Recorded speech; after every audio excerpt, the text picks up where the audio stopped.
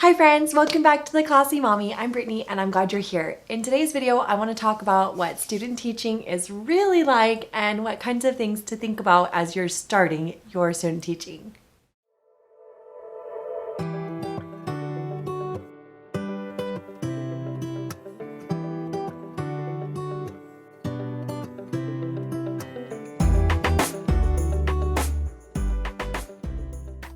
All right, friends, if you've been watching my channel very long, you know this is my 10th year of teaching. I am an elementary music teacher. I did dabble in middle school for a little while and I loved it, but I feel like elementary is definitely a great spot for me in this season of life because I have little ones at home.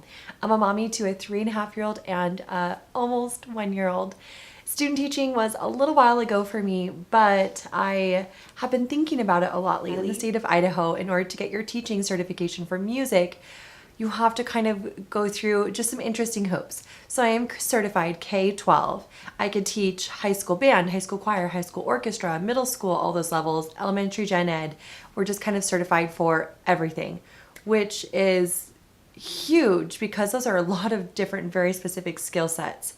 I had to dabble with a lot of different student teaching experiences in all of those fields and all grade levels, kind of categories like middle and high and elementary.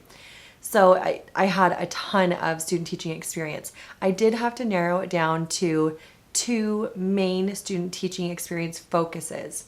So I did middle school choir and some elementary. I had some amazing teachers who I kind of did a lot of shadowing with and some like pre-student teaching with, and I really feel so lucky that I got to have so many experiences. I know that a lot of elementary gen ed teachers get placed with one teacher and that's who you shadow your whole time. And I'm just so grateful that I had so many people I got to shadow. During my elementary student teaching component, I had 2 teachers that I shadowed because these 2 teachers like kind of job shared. One did the upper grades at an elementary school, one did the lower grades. And then I also did a component in a middle school with a choir. So I got that. But then I did my pre-student teaching for an entire semester. Once a week I'd go in and teach and observe a high school choir director. So that was an awesome experience. I also had a ton of kind of smaller experiences in teaching strings and teaching band where we'd actually go into the schools and be teaching, not just observing or watching, which we also did a lot of that too. Anyways, I guess what I'm saying is I kind of had a unique experience and that I had a lot of teachers that I feel like I would consider mentor teachers who are actually in teaching, and I was in their schools with them. So that was pretty cool that I got to see so many different styles. And kind of a couple years removed from that, I can definitely say that none of them were better or worse, that they were just honestly very different.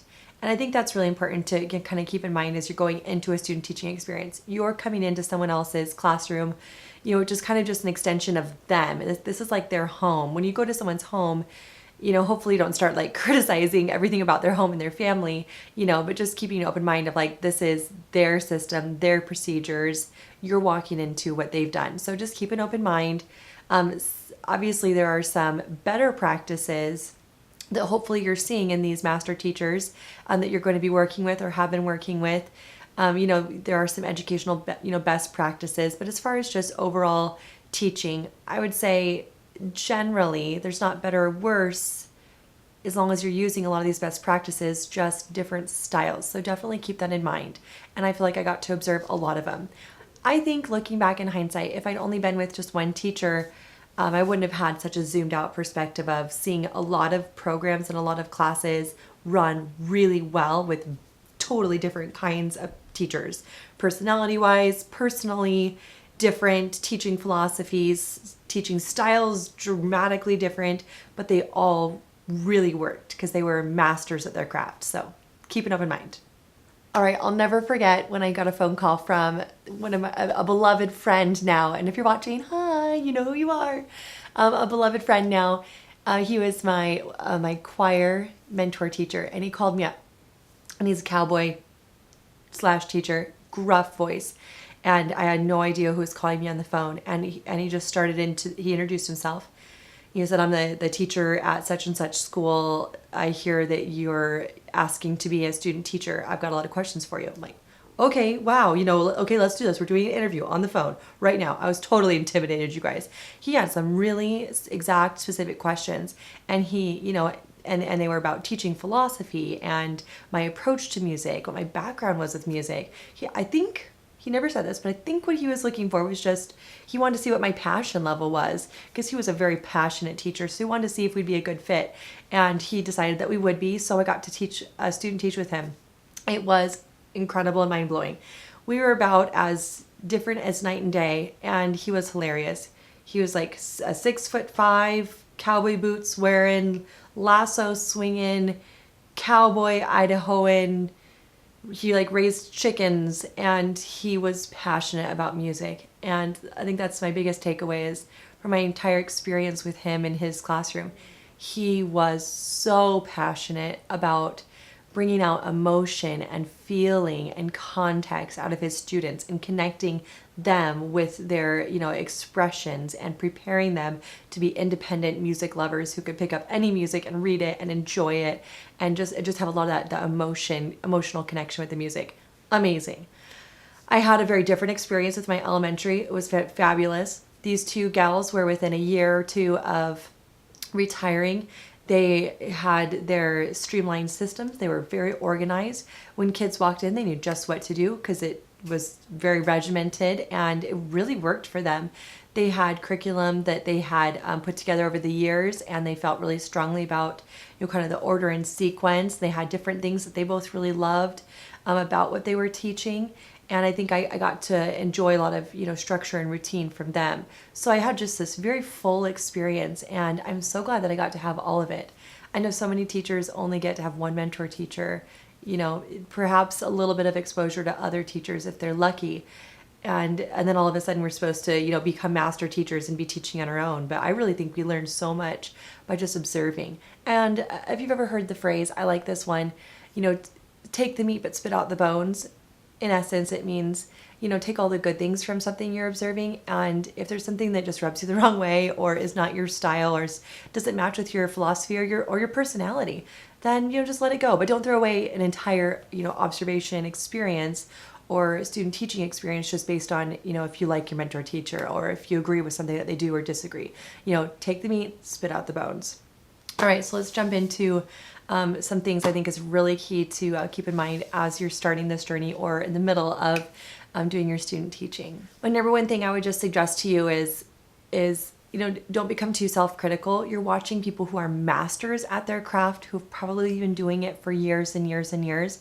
And if your professors are matching you up with these people, most likely these people are the best of the best and are recognized for that around the school. That's why you're being, matched up with them. So don't be intimidated if you are overwhelmed by all the things that they're doing and thinking through and all their processes. And if it just feels like I love this phrase too. If it just feels like you're, drinking out of a fire hydrant, don't give up, don't shut down. Just know that it could potentially be very intimidating to come into someone's incredibly well-run, well-organized, passionate, streamlined, creative place.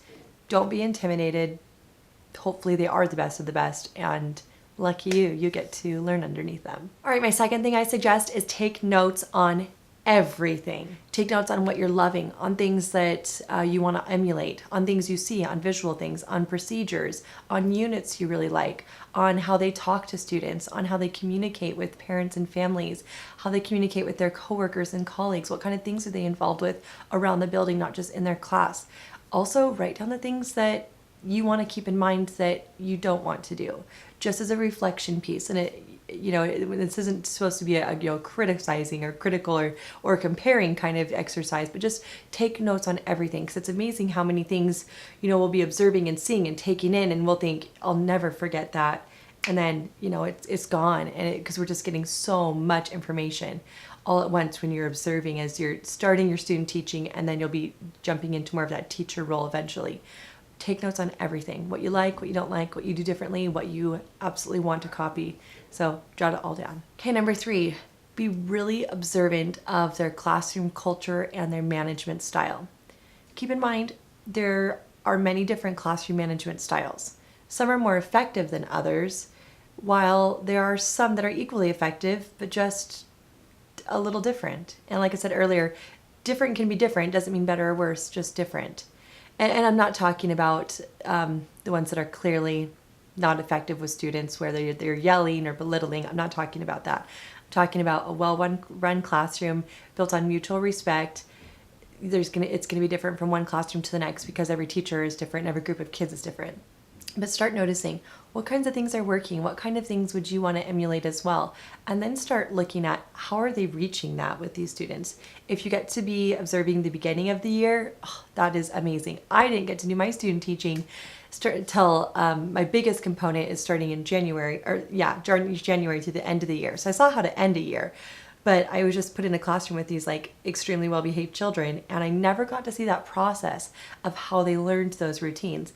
Then, come the next fall, the door closed behind my first class of students coming in to see me, and I had no idea what to do to take them from these adorable children who have no limitations or restrictions to this well-run, well-managed, incredibly well-behaved classroom that I was used to seeing. And I figured it out pretty quickly, but hopefully you're able to see this transformation at the beginning of the year.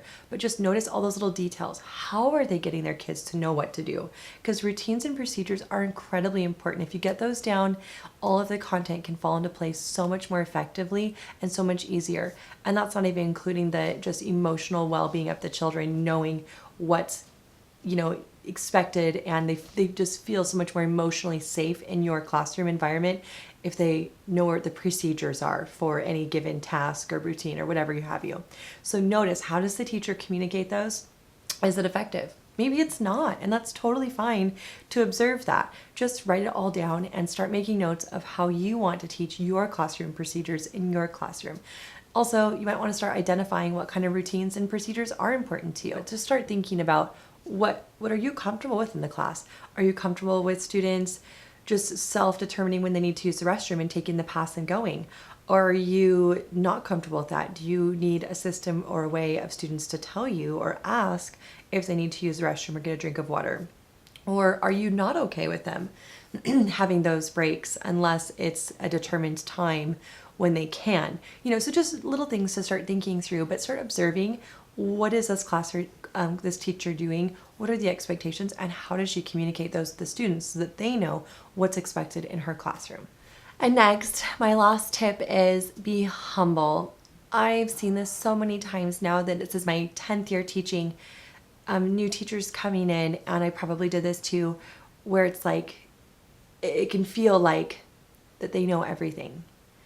Be humble, be teachable. Even if you're with a mentor teacher that maybe you don't mesh with, maybe you don't like their style, maybe you see things that are ineffective that they could be working on, it's not really your place to tell them that. You're a guest in their room. Be teachable, be humble, be receptive. If you're not liking things, write it down. Keep it in mind. Ear tag it in your memory of things you don't want to do, and then try to think of solutions for ways that maybe you would change it. And then when you get to start teaching in their classroom, who knows, maybe you can start implementing some of those things just subtly, unrespectfully. See if you can kind of change that culture to be something more that you enjoy and like. Just stay humble and receptive, because this is a season right now for you to start determining what you want your classroom to be like, what you want behavior, routines, procedures, expectations to be like in your room, what kind of rapport you want to have with your students. Start thinking through those things, and this is really a time for you just to soak it all up and glean, and then start putting that together in your mind. So stay open, stay receptive, and just soak it all in. And on that note, before I leave you guys, I do want to say this. My principal, she made a comment to this effect, and I really liked it. She was talking about veteran teachers and first year teachers and younger, newer teachers, and she was just commenting that everyone has something incredible to bring to the table. New teachers have amazing new, maybe different, maybe fresh ideas. Maybe they seem like new ideas. Maybe they've been done before. Who knows? But just they have ideas that are valuable. Also, veteran teachers, they have valuable insight, valuable ideas, valuable units, valuable things that they've helped, put their heart and soul into. And when you combine those together with mutual respect, it can create just the most amazing school environment where you're getting the best of fresh and new and seasoned and tried and true, and you get it all together, and it's incredible. So keep those things in mind. Be open. Don't be overwhelmed. Write things down. Be receptive. Value yourself for who you are. You're going to have awesome ideas, but don't block out others' ideas either. So everyone has something special to bring to the table. And I think that's what makes our schools incredible. I remember my mom talking as we were growing up about roses and colors and bouquets. And she really loves yellow roses. And she really likes yellow roses specifically when you put them with other flowers. And she says it just makes them all bright and cheery. So if you think about all the people who are coming together in your whole school, the paras, the administrators, the teachers, the students, everyone's coming together to make this incredible bouquet that is your small community in that school. Everyone's going to bring their own flavor, their own color, their own, themselves. And when we all come together, that's where kind of the magic happens, and we create this incredible bouquet that is our community. So that's my encouragement to you, thinking of you guys as you're preparing for and getting started on your student teaching adventure. If you are a teacher who's either had student teachers or just have comments about your student teaching experience that you want to pass along to others that you think will help them be successful, let us know down below. And thank you so much for watching. I'll see you next time.